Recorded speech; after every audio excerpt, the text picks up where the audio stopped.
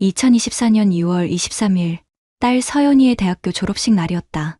나 이태미는 오늘만큼은 일찍 퇴근해서 가족과 함께 이 뜻깊은 날을 보내고 싶었다. 중소기업 공장장으로 26년간 성실하게 일해온 내가 가장 자랑스러워하는 건 바로 우리 딸이었다. 아빠, 수고하셨어요. 졸업식이 끝나고 가족 사진을 찍은 후 서연이가 내게 꽃다발을 건네며 말했다. 22살이 된 딸이지만 여전히 내게는 어린 공주 같았다. 우리 서연이가 이렇게 훌륭하게 커서 아빠가 얼마나 뿌듯한지 몰라. 아내 지연이도 옆에서 환하게 웃고 있었다. 결혼 26년 차, 우리 가족은 여전히 화목해 보였다. 저녁 식사를 마치고 집에 돌아왔을 때였다. 서연이가 조심스럽게 내게 다가왔다. 아빠, 잠깐 얘기할 수 있을까요? 둘이서요. 뭔가 진지한 표정이었다. 혹시 취업 얘기나 진로 상담인가 싶어서 서재로 따라갔다. 무슨 얘기야? 서연이는 한참을 망설이더니 천천히 입을 열었다. 아빠, 저 중학교 1학년 때 일인데요. 그때가 어떻게? 미술학원 다녔던 거 기억하시죠? 물론 기억했다. 딸이 미술에 재능이 있다고 해서 개인 과외까지 시켜줬으니까. 월 80만 원이나 하는 비싼 과외였지만 딸을 위해서라면 아깝지 않았다. 기억하지. 김 선생님이었나? 그분한테 배웠잖아. 김민서. 당시 30대 초반의 젊은 미술 강사였다. 대학에서 서양화를 전공했다고 했고 아이들 가르치는 솜씨가 좋다고 소문났던 사람이었다. 서연이의 얼굴이 어두워졌다. 아빠, 사실은 말을 이어가지 못하고 있는 딸을 보니 가슴이 답답해졌다. 서연아, 무슨 일이야? 아빠한테 못할 말이 어디 있어? 그날, 제가 봤어요. 뭘 봤는데? 엄마랑 김 선생님이랑. 그 순간 머리가 하얗게 변했다. 뭘 봤다는 거야?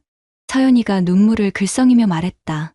중학교 1학년 때 미술학원 끝나고 책을 놓고 와서 다시 갔는데 학원 안에서 엄마랑 김 선생님이 포옹하고 있었어요. 그리고 키스도. 순간 숨이 막혔다. 26년 결혼 생활이 순식간에 무너지는 소리가 들렸다. 서연아, 확실해? 네. 그리고 그 이후로도 몇 번 더 봤어요. 학원 근처 카페에서 둘이 다정하게 앉아 있는 것도, 엄마가 김 선생님 차에 타는 것도. 그럼 왜 그때 말하지 않았어? 서연이가 흐느끼기 시작했다. 무서웠어요. 아빠가 알면 우리 가정이 완전히 깨질 것 같았어요. 그리고 제가 미술학원 다니자고 해서 만난 건데 제 잘못 같았어요. 10년, 우리 딸이 10년 동안 네 무거운 비밀을 혼자 짊어지고 살았다는 게 믿어지지 않았다. 그럼 왜 지금 말하는 거야?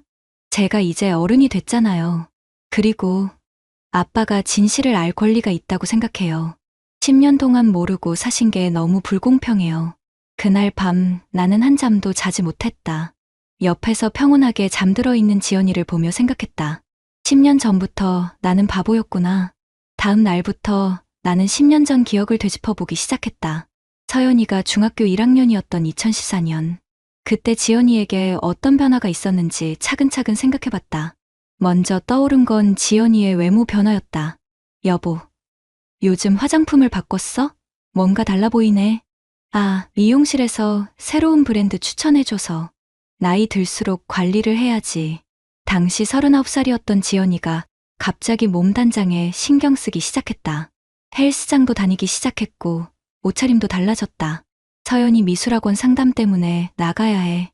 그 말을 얼마나 자주 들었는지 모른다. 주 2회 미술 과외였는데 상담은 거의 매주 있었다. 상담이 그렇게 자주 필요해? 아이 미술 실력 향상시키려면 부모가 관심 가져야지. 김 선생님이 정말 열정적으로 가르쳐 주셔. 김민서. 그때는 단순히 열심히 가르쳐 주는 좋은 선생님이라고 생각했다.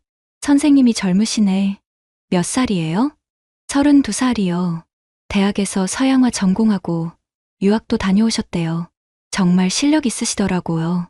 나보다 10살 어린 남자였다. 그리고 지연이의 휴대폰 사용 패턴도 달라졌다. 누구한테 연락하는 거야? 김 선생님이요. 서연이 숙제나 과제 관련해서 연락 주시는 거예요. 저녁 시간에도 주말에도 자주 메시지가 왔다. 그때는 열심히 가르쳐 주시는구나 싶었는데 결정적인 기억이 하나 더 있었다.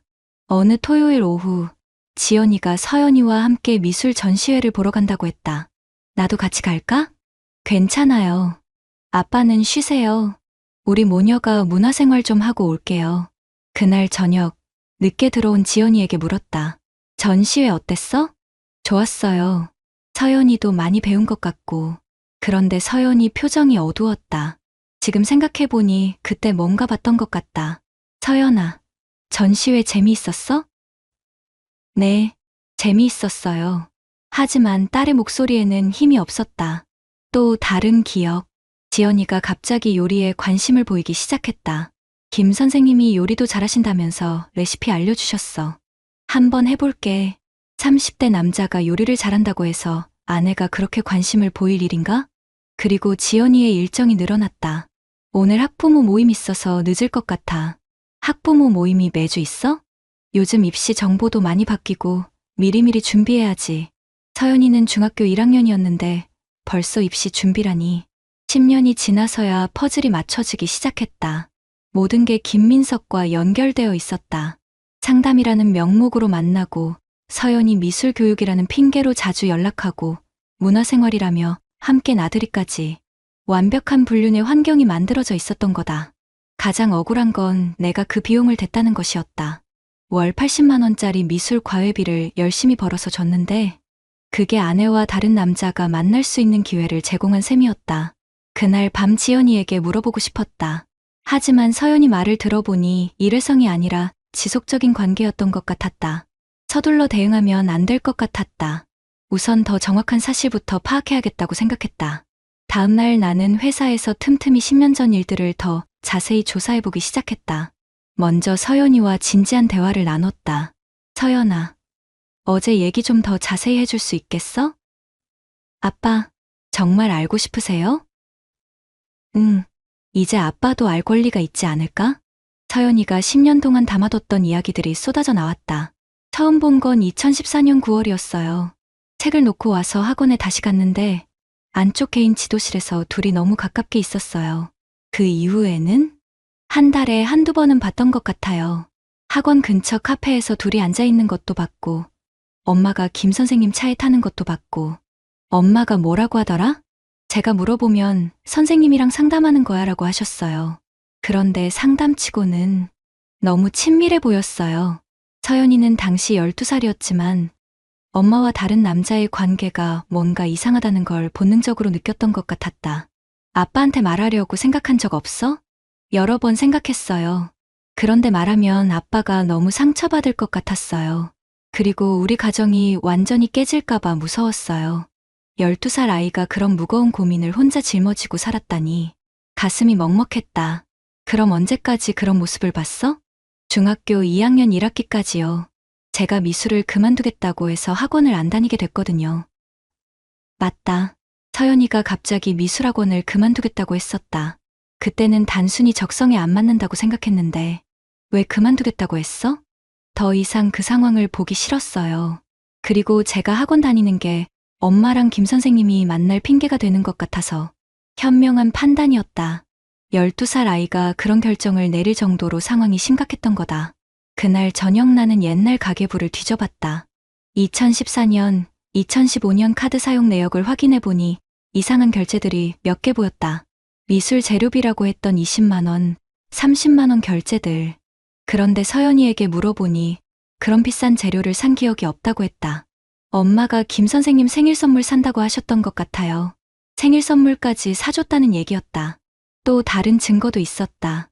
2014년 크리스마스 즈음 지연이가 남성용 지갑을 샀던 기록이 있었다. 아빠 선물이에요. 그때 지연이가 내게 준 지갑이었다. 그런데 영수증을 보니 지갑을 2개 샀더라. 하나는 나한테, 하나는. 점점 분노가 치밀어 올랐다. 내 돈으로 그 남자 선물까지 사줬다는 얘기였다. 다음날 나는 김민석에 대해서도 알아보기 시작했다. 인터넷 검색을 해보니 2015년경 그 미술학원을 그만둔 것 같았다. 현재는 다른 지역에서 개인 화실을 운영하고 있었다. 결혼은 2016년에 했고 아이가 하나 있었다. 이상했다. 지연이와의 관계가 2015년 초까지였다면 그 직후에 다른 여자와 결혼을 한 셈이었다. 나는 더 자세한 정보가 필요했다. 법적 대응을 위해서는 확실한 증거가 있어야 했다. 그때 대학 동기인 변호사 성민이가 생각났다. 민사소송 전문 변호사로 일하고 있었다. 성민아, 상담 좀 받고 싶은 게 있어. 무슨 일이야? 처가, 10년 전에 다른 남자와 그런 일이 있었던 것 같아서. 10년 전? 그럼 시호가. 그게, 딸이 그걸 보고도 10년 동안 숨기고 있었어. 즈음에서야 알게 됐어. 성민이가 잠시 생각하더니 말했다. 그럼 지속적 은닉에 해당할 수 있겠네. 피해자가 현실적으로 인지할 수 없었던 상황이니까. 무슨 뜻이야? 대법원 판례상 불법행위가 비밀리에 지속되고 피해자가 현실적으로 알 수 없었던 경우에는 발견 시점부터 소멸시효가 시작된다고 봐. 내 경우엔 딸이 말해준 시점부터 3년이니까 아직 시효내야. 희망이 보였다. 10년이 지났어도 법적 대응이 가능하다는 얘기였다. 그럼 어떻게 진행하면 돼? 일단 증거를 더 확보해봐. 당시 상황을 입증할 수 있는 자료들, 딸의 진술서, 그리고 가능하면 상대방의 현재 상황도 알아보고. 그날 밤 나는 결심했다. 10년 늦었지만 이제라도 진실을 밝히고 정당한 대가를 치르게 하겠다고. 26년을 성실하게 살아온 내가 바보가 되어서는 안 된다고 생각했다. 변호사 성민이와의 상담 후 나는 본격적으로 증거 수집에 나섰다. 먼저 서연이의 자세한 진술서를 받았다. 언제, 어디서, 무엇을 봤는지 구체적으로 적어달라고 했다. 아빠, 이렇게 자세히 써야 해요? 응, 법적으로 의미가 있으려면 정확해야 해. 서연이가 써준 진술서는 10페이지가 넘었다. 12살 아이의 눈에 비친 엄마와 김민석의 관계가 생생하게 기록되어 있었다. 그 다음은 당시 카드 사용 내역, 휴대폰 요금 내역 등을 정리했다. 2014년부터 2015년까지 지연이의 행동 패턴 변화를 보여주는 자료들이었다. 김민석에 대해서도 더 자세히 조사했다. 현재 운영하는 화실 위치, 가족 관계, 경제 상황까지. 그런데 조사 과정에서 충격적인 사실을 하나 더 발견했다. 김민석이 2018년에 이혼했더라. 그리고 이혼 사유가 배우자의 외도였다. 이 사람이 바람둥이였구나. 성민이에게 이 사실을 알렸더니 더욱 확신을 갖게 됐다. 상습적으로 그런 일을 저지른 거네. 이런 경우 법원에서도 더 무겁게 봐. 모든 준비가 끝났을 때 성민이가 말했다. 태민아, 이제 본격적으로 법적 대응에 들어가기 전에 마지막으로 한번 생각해봐. 정말 이 길로 갈 거야? 무슨 뜻이야? 승소 가능성은 높아. 증거도 충분하고. 하지만 위자료는 기대만큼 크지 않을 수 있어. 그리고 무엇보다 가정이 완전히 깨질 각오를 해야 해. 나는 잠시 망설였다. 정말 이혼까지 갈 각오가 되어 있나? 성민아, 내가 나 같은 입장이라면 어떻게 하겠어? 솔직히 말하면 나라면 끝까지 갔을 거야. 26년을 바보로 살 수는 없잖아. 그날 밤 나는 지연이와 마주 앉았다. 여보, 얘기 좀 하자. 무슨 얘기요? 10년 전 일 말이야. 순간 지연이의 표정이 굳어졌다. 무슨 소리예요? 김민석 말이야. 서연이 미술 선생. 지연이가 눈을 깜빡거렸다. 뭔가 들킬까 봐 당황하는 것 같았다. 왜 갑자기 그 얘기를. 서연이가 답았어. 10년 전부터. 그제서야 지연이의 얼굴이 하얗게 변했다. 서연이가 뭘 봤다는 거예요? 학원에서 포옹하는 것도 보고, 카페에서 데이트하는 것도 보고, 차에 함께 타는 것도 봤어. 우리 딸이 10년 동안 그 무거운 비밀을 혼자 짊어지고 살았어. 지연이가 주저앉으며 울기 시작했다. 미안해요. 정말 미안해요. 미안하다고 해서 될 일이야? 26년을 바보로 만들어 놓고? 그때 제가 정말 힘들었어요.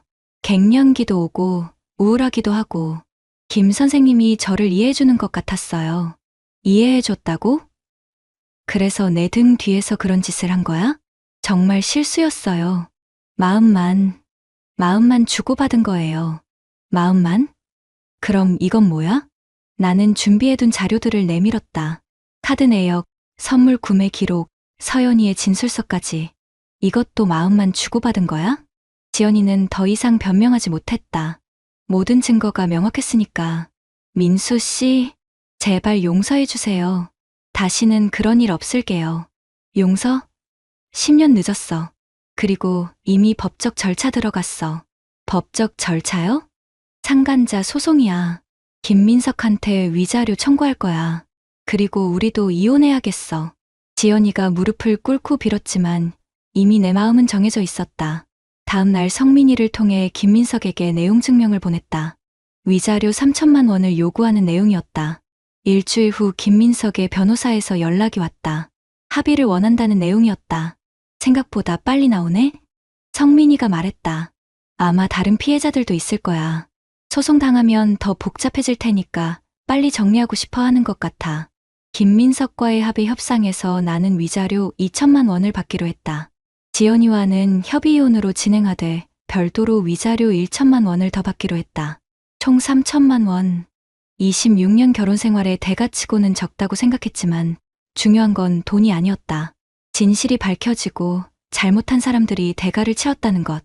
그것만으로도 의미가 있었다. 이혼 절차가 마무리된 건 6개월 후였다. 서연이는 처음에 많이 힘들어했다. 부모가 이혼한다는 사실도 충격이었고 자신이 고백한 것 때문에 가정이 깨졌다는 죄책감도 있었던 것 같다. 아빠, 제가 말하지 않았으면. 서연아, 내 잘못이 아니야. 잘못한 건 엄마고 아빠는 오히려 내가 용기 내서 말해줘서 고마워. 정말요? 그럼 10년 동안 혼자 그 무거운 비밀을 안고 살았을 생각하니까 아빠가 더 미안해. 서연이와 나는 새로운 아파트로 이사했다. 작지만 깔끔한 이룸이었다. 지연이는 친정으로 갔다. 처음에는 서로 어색했다. 26년 만에 처음으로 아버지와 딸 둘만의 생활이니까. 아빠, 제가 요리 배워볼게요. 괜찮아. 아빠가 할게. 아니에요. 저도 이제 어른이니까 집안일 좀 도와야죠. 서연이는 생각보다 씩씩했다. 오히려 나보다 더 빨리 새로운 환경에 적응하는 것 같았다. 회사에서도 동료들이 걱정해줬다. 공장장님, 힘드시겠어요. 괜찮아요. 오히려 속이 시원해요. 실제로 그랬다. 10년 동안 모르고 바보로 살았다는 게 억울하긴 했지만 이제라도 진실을 알게 되어서 다행이었다. 무엇보다 서연이와의 관계가 더 깊어졌다. 예전에는 지연이를 통해서만 소통했는데 이제는 직접 대화하는 시간이 늘어났다. 아빠, 회사 일은 어때요? 바쁘지. 그래도 보람은 있어. 제가 취업하면 아빠 도와드릴게요. 고마워. 하지만 내 꿈 먼저 이루렴. 3개월 후 서연이가 좋은 회사에 취업했다. 디자인 회사였는데 어릴 때 미술을 배운 게 도움이 됐다고 했다. 아빠, 아이러니하죠? 그때 미술학원 때문에 그런 일이 있었는데 결국 미술 덕분에 취업했잖아요. 그러게 인생이 참 알 수 없어. 6개월 후 지연이에게서 연락이 왔다. 만나서 얘기하고 싶다고 했다. 오랜만에 만난 지연이는 많이 야위어 보였다. 민수 씨, 잘 지내세요? 네, 서연이랑 잘 살고 있어요. 서연이는 저한테 아직 화가 많이 났나요? 시간이 필요할 것 같아요. 지연이가 눈물을 글썽였다. 제가 정말 바보 같은 짓을 했어요. 26년을 함께 산 가족보다 소중한 게 어디 있어요. 이미 지난 일이에요. 혹시 다시 기회를 주실 생각은? 안 됩니다. 이미 끝난 일이에요. 지연이는 더 이상 말하지 못했다. 1년이 지난 지금 나는 새로운 일상에 완전히 적응했다. 서연이와 함께 사는 삶이 생각보다 편안하다. 주말에는 서연이와 함께 등산도 가고 영화도 본다.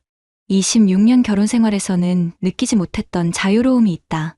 아빠, 새로 만날 사람 생각은 없으세요? 글쎄, 아직은 생각 없어. 너랑 사는 게 편해. 그래도 아빠도 행복할 권리가 있잖아요. 고마운 딸이다. 10년 동안 무거운 비밀을 혼자 짊어지고 살다가 용기 내서 진실을 말해준 덕분에 나는 새로운 인생을 시작할 수 있었다. 가끔 생각한다. 만약 서연이가 그때 말하지 않았다면 어떻게 됐을까? 아마 계속 모르고 살았을 것이다. 26년이 36년이 되고 46년이 될 때까지. 그런 의미에서 서연이에게 고맙다. 10년 늦었지만 진실을 알 수 있게 해줘서. 어제 서연이가 말했다. 아빠, 제가 그때 말한 게 잘한 일이죠? 당연하지. 아빠가 진실을 알 권리가 있었잖아. 다행이에요. 아빠가 행복해 보여서 정말 행복하다. 26년 만에 처음으로 거짓 없는 삶을 살고 있으니까 진실은 언젠가 반드시 돌아온다. 가장 소중한 사람을 통해서 우리 서연이가 그것을 증명해 줬다. 구독자님들, 오늘 사연 댓글로 공유해 다른 분들과 함께 의견 나눠보세요. 저도 읽어보며 소통하겠습니다.